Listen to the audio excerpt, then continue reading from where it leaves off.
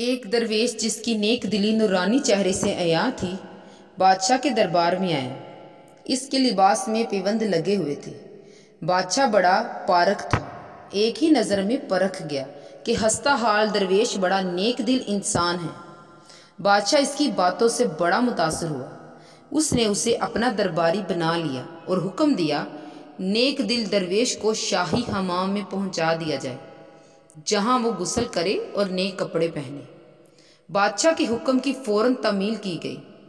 بادشاہ کی درباری بنتے ہی نیک دل درویش کے جوہر کھلے۔ اس نے اپنے سپرد کیے گئے کام اتنی دانائی سے سر انجام دیے کہ ترقی کرتے ہوئے وزیر اعظم بن گیا۔ وہ وزیر اعظم بنا تو پہلا وزیر اعظم کرکبا بن گیا۔ زخمی سانپ کی طرح اندر ہی اندر بسگولنے لگا، ڈسنے کے لیے ہر وقت موقع کی تلاش میں رہتا تھا۔ کچھ عرصہ کے بعد اسے موقع مل ہی گیا۔ اسے ایک ایسی بات معلوم ہو گئی اور جس کے شک و شبہ میں وہ بادشاہ کو نئے وزیر اعظم سے بدظن کر سکتا تھا۔ بادشاہ کے دو بڑے خوش شکل غلام تھے جو اپنی خوش شکلی کی وجہ سے بادشاہ کے منظور نظر تھے۔ درویش وزیر اعظم کی ان سے دوستی ہو گئی۔ بادشاہ کے دونوں خوش شکل غلام درویش وزیر اعظم کو اس کی نیک دلی اور دانائی کی وجہ سے پسند کرتے تھے۔ وہ فرصت کے وقت اس کے پاس آ جاتے اور اس سے دانائی کی باتیں سنتے۔ حاسد وزیر اعظم نے ان کی پاکیزہ دوستی کو کچھ اور ہی رنگ دے دیا۔ بادشاہ کے کان بھرے کہ اعلیٰ حضرت نیا وزیر اعظم بڑا بد چلن ہے، آپ کی منظور نظر غلاموں کو ورگلاتا ہے۔ بادشاہ سنی سنائی باتوں پر یقین کرنے والا نہ تھا۔ اس نے ڈانٹ ڈپٹ کر حاسد وزیر کو خاموش کر دیا کہ تو جھوٹا ہے۔ بات دراصل یہ ہے کہ تو اس کی لیاقت اور قابلیت سے جلتا ہے، اس سے حسد کرتا ہے۔ لیکن اتفاق سے ان دنوں ایک ایسی بات ہوئی کہ حاسد وزیر کو اپنی بات کو سچا ثابت کرنے کا موقع مل گیا۔ ہوا یوں کہ ایک موقع پر دربار میں کسی درباری سے باتیں کرتے ہوئے درویش وزیر اعظم کی نظریں اتفاق سے خوش شکل غلام کی طرف اٹھ گئی۔ غلام مسکرا دیا۔ حاسد وزیر ہر وقت طاق میں تو رہتا ہی تھا۔ اس نے اسی وقت بادشاہ کی توجہ اس طرف مبذول کرائی۔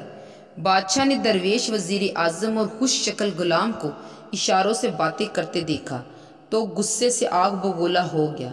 اس نے درویش وزیر اعظم کو سزا دینے کا فیصلہ کر لیا، لیکن اتنے غصے میں بھی اس نے دانائی کا دامن نہ چھوڑا۔ اس نے معاملے کی پوری طرح تحقیق کیے بغیر درویش وزیر اعظم کو سزا دینا مناسب سمجھا۔ اس نے درویش سے کہا، ہم نے تمہیں تمہاری شرافت، تجارت اور لیاقت کو دیکھتے ہوئے اپنا وزیر اعظم بنایا تھا، مگر تم کچھ اور ہی نکلے، باہر سے کچھ اور اندر سے کچھ اور ہو۔ ہمارا اندازہ ٹھیک نہیں نکلا۔ ہم تمہیں بڑا شریف سمجھتے تھے، لیکن تم تو بڑے شیطان نکلے۔ ہماری موجودگی میں ہمارے منظور نظر غلام سے اشارہ بازی کرتے ہو۔ شاہی دربار کے آداب کا بھی تمہیں ذرا پاس نہیں رہا۔ بولو تمہیں کیا سزا دی جائے؟ درویش وزیر اعظم اچھی طرح جانتا تھا کہ یہ سب حاسد وزیر اعظم کی کارستانی ہے اور یہ آگ اسی نے لگائی ہے۔ اس نے نہایت ادب سے جھکتے ہوئے جواب دیا، عالم پناہ، سچی بات تو یہ ہے کہ اعلیٰ حضرت کے منظور نظر غلاموں سے میل ملاپ رکھنے کا وہ مطلب ہرگز نہیں ہے جو حضور کو بتایا گیا ہے۔ قصہ یہ ہے کہ جوانی یاد آ جاتی ہے۔ انہی دنوں کی یاد تازہ کرنے کے لیے درویش نے ان غلاموں سے میل جول رکھا ہوا ہے۔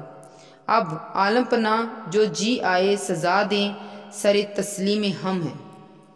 بادشاہ کو درویش وزیر کی بات میں صداقت نظر آئی۔ سچائی اثر کیے بغیر نہیں رہتی۔ بادشاہ نے اسے انعام و کرام سے نوازا اور حاسد وزیر کی اچھی طرح خبر لی۔ حضرت سعدی رحمۃ اللہ علیہ نے اس حکایت میں یہ بیان کیا کہ حاسد کا حسد ہی اس کو ذلیل و خوار کر دیتا ہے اور سچی بات ہر حالت میں اپنا اثر کر کے رہتی ہے۔ اعلیٰ اوصاف ہی انسان کو زمین سے آسمان تک پہنچا دیتے ہیں۔ بادشاہی اور گدائی خدا کی طرف سے ہے، چاہے بادشاہ ہی کیوں نہ ہو۔ انتہائی غصے میں بھی اس کے دل میں خدا کا خوف ہونا چاہیے، اور ایک گداگر کو بھی سزا دیتے ہوئے اس کی خطا کی پوری طرح تحقیق کر لینی چاہیے۔ یہ بات بادشاہ اور اس کی بادشاہی کے لیے بہت بہتر ہے۔ اللہ تعالی ہمیں اور آپ سب کو حسد سے بچنے کی توفیق عطا فرمائے۔ جزاک اللہ خیر۔ آمین ثم آمین۔ اگر آپ کو ہماری یہ ویڈیو پسند آئی ہو تو لائک اور سبسکرائب کرنا نہ بھولیے گا، اور بیل آئیکن کے بٹن کو بھی دبا دیں تاکہ ہماری آنے والی ویڈیو مزید آپ تک پہنچ سکے۔ جزاک اللہ خیر۔ اللہ حافظ۔